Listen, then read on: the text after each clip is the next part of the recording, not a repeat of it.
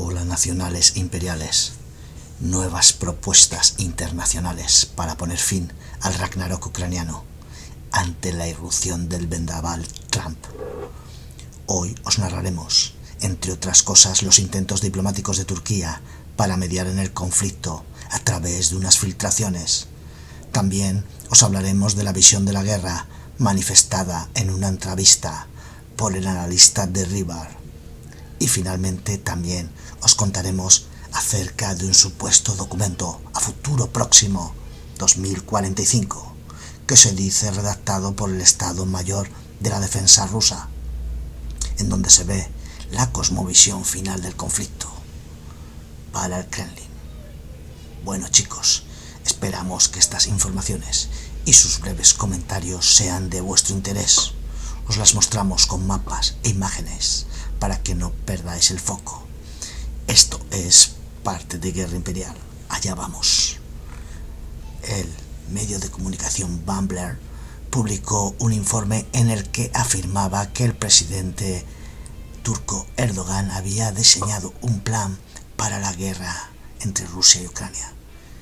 En el plan prometía frenar el conflicto a lo largo de las líneas actuales del frente y permitir un respiro en el terreno bélico. Su propuesta además incluía la congelación de la membresía de Ucrania en la OTAN por 10 años. Recordar que las filtraciones del plan de Trump eran de 20 años, es decir, este ha reducido esas propuestas que se habían filtrado sobre el plan de paz. También habla del establecimiento de una zona desmilitarizada en el este de Ucrania, como también se había hablado en el plan de paz de Trump con esas 800 millas, y el establecimiento de tropas extranjeras en territorio ucraniano. También al recordar que en el plan que se había filtrado de Trump aparecían esas tropas extranjeras, pero en ningún caso estadounidenses. Trump parece ser, o el grupo que trabaja con él, habían manifestado que tendrían que ocuparse de todo eso los europeos, que Estados Unidos en estos momentos de la historia está con otras preocupaciones en su cabeza. Por tanto, yo creo que las filtraciones de este plan de Erdogan para la paz es más un intento de acercar posturas entre el adelanto que conocemos del plan de Trump y el sueño del plan de la victoria de Zelensky. Ambas realmente no tienen mucho que ver con las pretensiones de Putin, que las vamos a manifestar posteriormente y que las ha manifestado muchas veces. También creemos que esto se trata entonces de un intento de aproximación entre la postura de los aliados tras la irrupción de Trump y las filtraciones de su plan. Es decir, es un intento para llegar a un acuerdo entre los aliados occidentales de cara a una posible negociación en estos términos con Rusia. Es decir, llegar a unos objetivos comunes previos. Ya vemos que ante esas filtraciones de esa propuesta de paz, inmediatamente Dmitry Peskov, el portavoz del Kremlin, afirmó que congelar las líneas del frente resultaba para Rusia a priori inaceptable y que las condiciones previamente establecidas por el presidente ruso Vladimir Putin para terminar con la guerra, es decir, esas condiciones que equivalen realmente a una capitulación total de Ucrania, siguen siendo plenamente relevantes. Es decir, vemos cómo la posición negociadora del Kremlin no se suaviza ni ahora, ni antes, ni después. Fuentes occidentales continúan evaluando que un alto el fuego negociado en las líneas actuales del frente, es decir, en las actuales, no las que propone Putin, solo servirían y beneficiarían los objetivos a largo plazo de Rusia. Permitiría al ejército ruso descansar, reconstituirse y llevar probablemente en el futuro un nuevo ataque contra Ucrania con objetivos todavía más ambiciosos. ahora os vamos a decir y a contar esta segunda parte de nuestro parte de Guerra Imperial, un poco sobre el pensamiento del fundador y director del destacado canal de Telegram de Rybar, que es muy próximo al Kremlin y donde podemos ver a través de las declaraciones de Vinchuk, que ha hecho una entrevista, cuáles pueden ser los objetivos militares en estos momentos de la campaña rusa. Nosotros esos objetivos los tenemos bastante claros porque los estamos viendo día a día en nuestro análisis de batallas. Pero bueno, resulta de mucho interés ver cuál es el análisis de las personas que están próximas o que tienen una información privilegiada sobre las capacidades y los objetivos que tiene en estos momentos el Estado Mayor ruso. Mikhail Svinchuk declaró durante una entrevista que las fuerzas rusas buscarán concentrar los combates en áreas pobladas y no en campos abiertos durante el invierno de 2024-25 y ofreció a la población de Tolensk, Pokrovsk y Kurakovo como ejemplos de pueblos y ciudades donde Rusia priorizará los avances este invierno. Svinchuk afirmó también que las fuerzas rusas se están preparando para comenzar la lucha por Pokrovsk y se acercarán desde el sur y el sureste, ahora que las fuerzas ya se han apoderado de Selidove. Esto, chicos, lo hemos visto en partes imperiales anteriores. Os dejo arriba las carátulas para que les echéis un ojo. El bloguero y director del canal de Rybar dice que puede estar al tanto de información privilegiada sobre los objetivos de primera línea de Rusia y el diseño de su campaña. Las fuerzas rusas han avanzado recientemente también en el este de Kupiansk. Hemos visto ese desplazamiento rápido que se ha aproximado a la ciudad, aunque parece que por el momento no se ha consolidado. Y en la batalla de Chasiar ha habido avances por el flanco, se ha cruzado el microcanal y se ha avanzado bastante. Por lo tanto, parece que esas son las líneas en preparación para las ofensivas de invierno de 2024-2025. Parece que Svinchuk se olvida ya de la región de Kharkov y se olvida también de las batallas que se están produciendo en Kursk con la presencia de unidades norcoreanas, que ha sido uno de los justificantes que ha decidido a Biden el permitir que se utilizaran misiles de largo alcance proporcionados por los aliados dentro del territorio de la Federación Rusa. Dentro de este análisis también dicen institutos occidentales que han evaluado que la caída de Kupiansk o Chasiar tendrían impactos operacionalmente significativos en la geometría de la línea de frente y amenazaría las principales posiciones defensivas ucranianas en esas respectivas direcciones, y los recientes avances rusos en esas ciudades pondrían las defensas de esos lugares en un riesgo mayor, pero no creen estos institutos de evaluación que sea un riesgo inmediato. Por su parte, el analista ruso Svinchuk afirmó que las fuerzas de la Federación buscarán aumentar sus capacidades de combate durante el invierno de 2024-2025, en particular las capacidades de los drones rusos, debido a la importancia de la guerra con drones en invierno. Ya sabéis que cuando el tiempo es complicado, muy frío, nevando, etc., el uso de drones es complicado, con lo cual se necesitan nuevas capacidades. En estos momentos Rusia y Ucrania están intentando desarrollar al máximo toda esta industria para que se pueda seguir utilizando los drones durante el invierno, durante lo más duro. Acordaros de la caída que se produjo en la batalla de Avdiivka, donde la dificultad por parte de las unidades ucranianas que estaban defendiendo la factoría para repeler el ataque de las unidades de infantería rusa y de unidades de carros que luego pudieron apoyar, y no contando con la posibilidad de utilizar los drones porque no había en esos momentos unas condiciones meteorológicas adecuadas, además de la escasez de artillería que se empezaba a notar por entonces y de la destrucción que provocaban las bombas planeadoras que tuvieron su bautismo de fuego en esa etapa, hacen que los rusos estén teniendo ventajas en ese tipo de situaciones de climatología adversa. Por tanto, tantos unos rusos como ucranianos están intentando mejorar todas esas capacidades para luchar en situaciones complejas.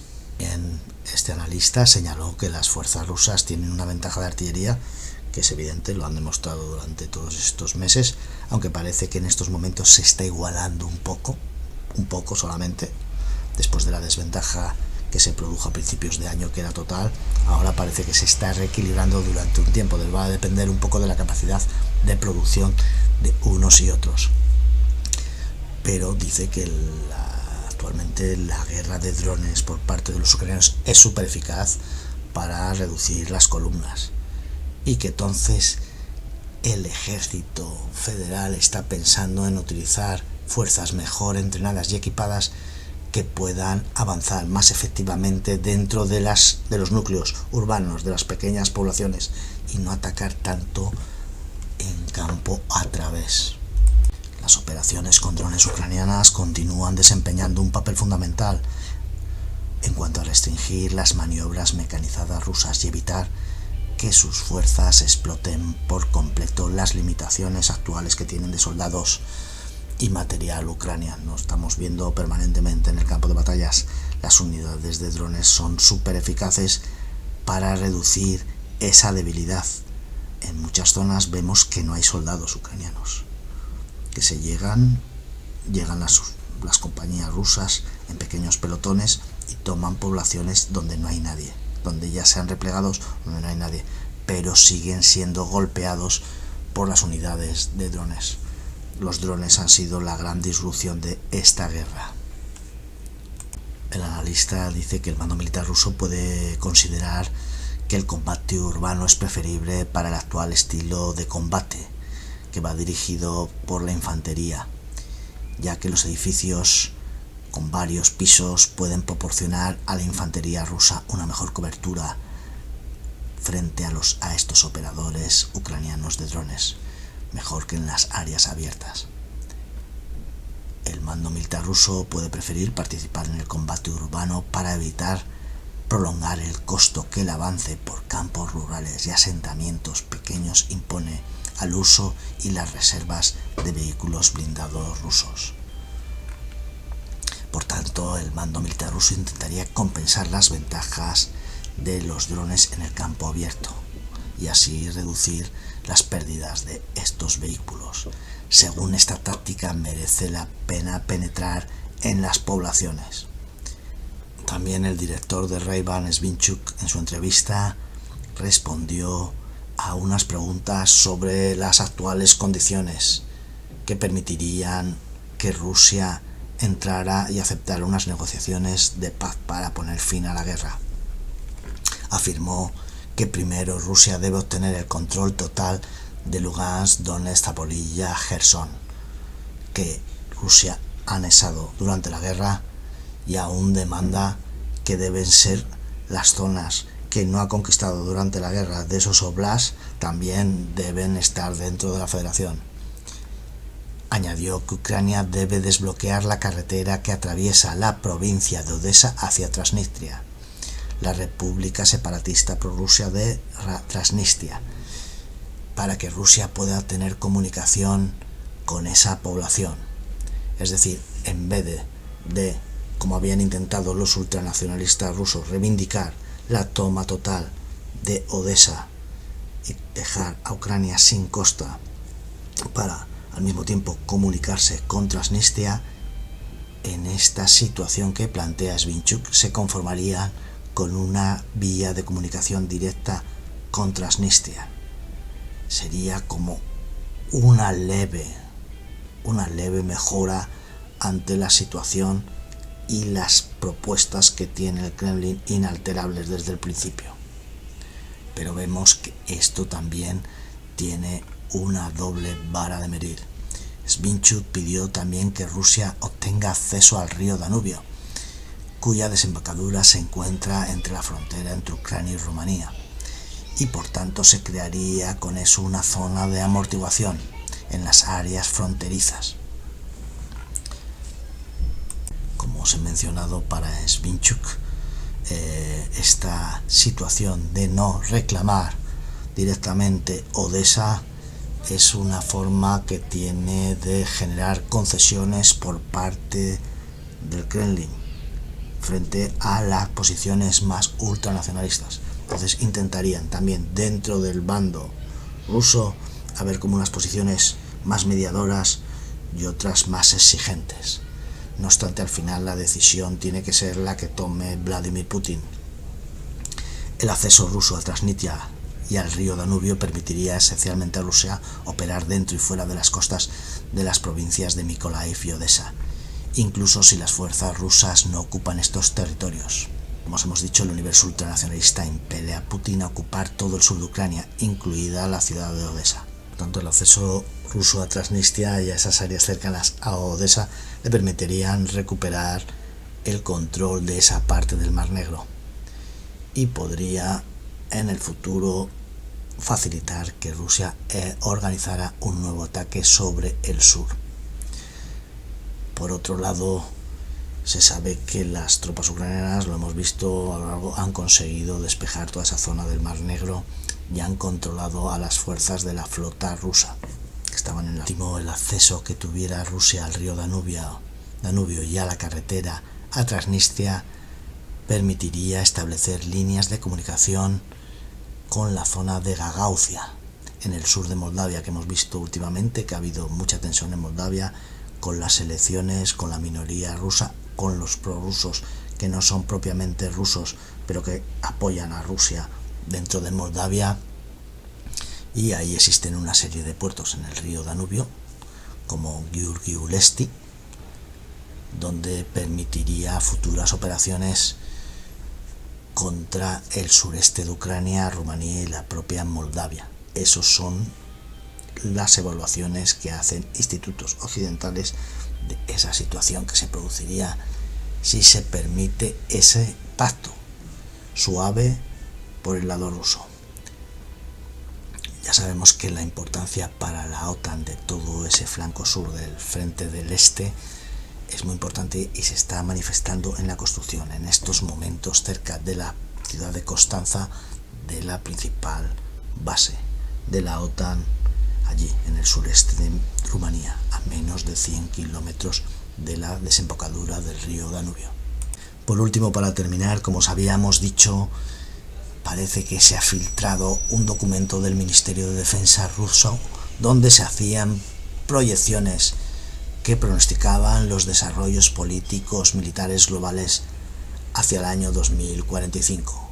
Eso en las novelas de ciencia ficción es un futuro próximo. En ellas se propone la visión que tiene Rusia del futuro para Ucrania. ¿Se trataría de un Estado libre e independiente o simplemente un Estado títere? El documento aboga por la partición de Ucrania en 3 partes diferentes. Primero, como siempre, la anexión rusa completa de los oblasts ocupados, Lugansk, Donetsk, Zaporilla, Kherson y Crimea. Un Estado fiel a Rusia, centrado en Kiev, bajo una ocupación militar rusa. Y una tercera parte de esta proyección que designa las regiones occidentales de Ucrania como territorios en disputa, que se dividirían entre los países vecinos más occidentales de Ucrania. Por último, el contenido de ese plan revela que el Kremlin, independientemente de la administración estadounidense o de los actores occidentales que pudieran participar, mantiene los mismos objetivos estratégicos inflexibles en su guerra de desmantelamiento de la soberanía ucraniana y pretende provocar la disminución de la influencia occidental a nivel mundial. Bueno, este parte se ha hecho un poco largo. Al final os hemos hablado de esa propuesta de esas filtraciones que ha habido sobre el plan de Erdogan. Por otro lado, os hemos puesto un poco un comentario acerca del pensamiento de este bloguero ruso que lleva y dirige Raybar y un canal en Telegram.